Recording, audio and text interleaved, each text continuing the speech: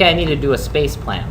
I'm going to immediately start with doing rooms, right? So I know that I'm going to need a room for, right?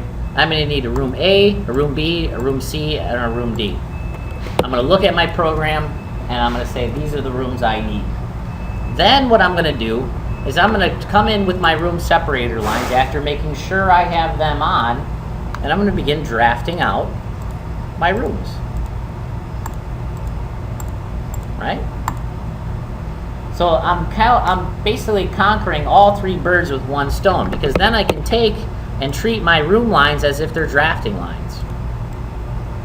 Right? And start really beginning to lay out spaces. And I'm not having to go to another program, right, and assemble data that way. I'm really just kind of doing everything at once. And what's nice is as I'm doing this and connecting and joining rooms, I'm getting an immediate square footage out of it, right? So there's no question. So there's the real power of the space planning with it, right?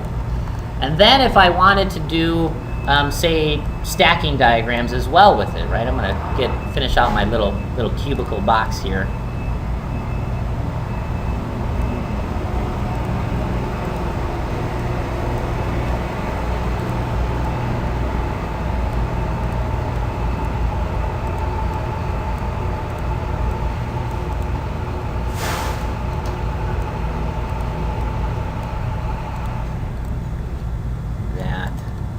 Right, and then I'm unit A. So then I'm saying, okay, that's unit A, unit B. I'm placing that. I've already got my schedule.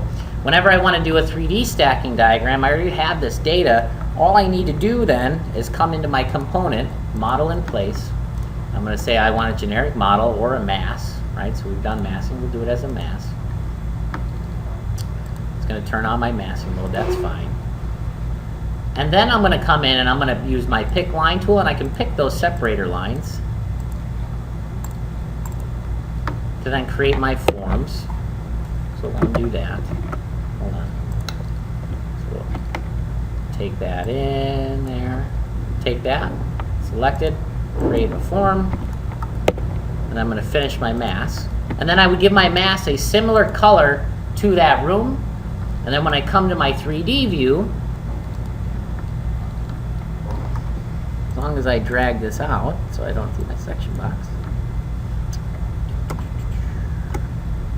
Turn my section box off. Oops, properties of the view. Properties of the view. There you go. I would then assign a color associated also with that program element that I could then assign to that mass. So I'm modeling in place and doing my stacking diagram.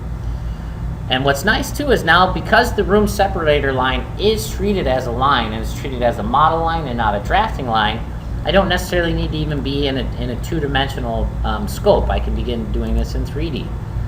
So I'm going to do component, model in place. I'm going to model out my mass.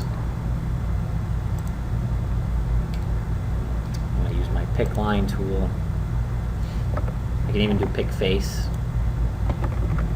Pick line.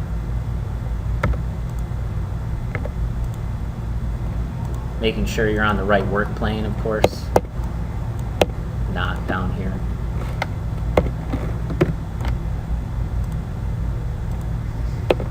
Right form.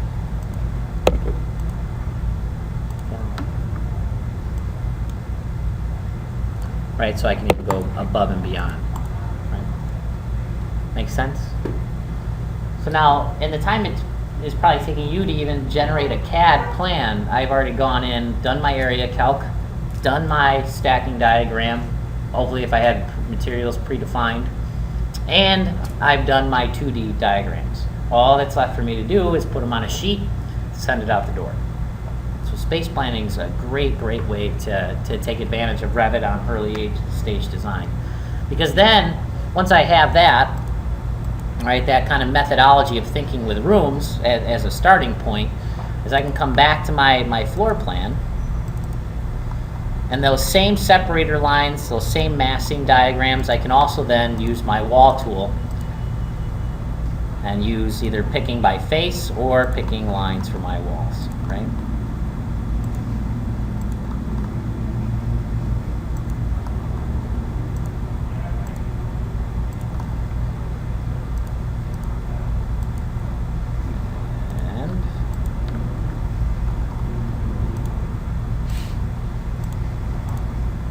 Okay, and if I go back to my 3D view, right, I've already then started laying out my building, right? So the power of Revit really starts to come into play on the design side when you start approaching it as this. So even like doing a sketch, right, I would import a sketch and then start doing my room separation lines off that sketch. It's a super efficient way of working with rooms, I think. Yeah.